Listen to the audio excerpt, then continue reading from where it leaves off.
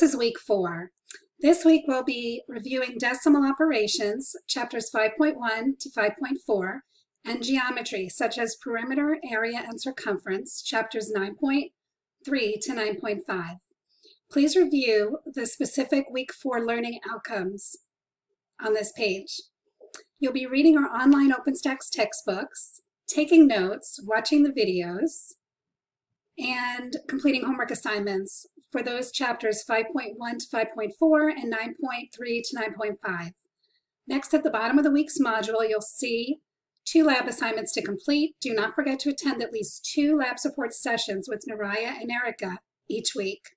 Remember, all assignments must be submitted in Canvas.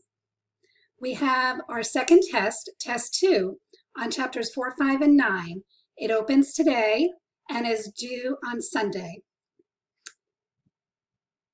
I cannot accept tests through email. You must submit your .pdf files in Canvas, like many of you have been doing. Please also make sure you are checking your Canvas announcements as well as your email every day. Do not hesitate to reach out to me for assistance. Have a wonderful week.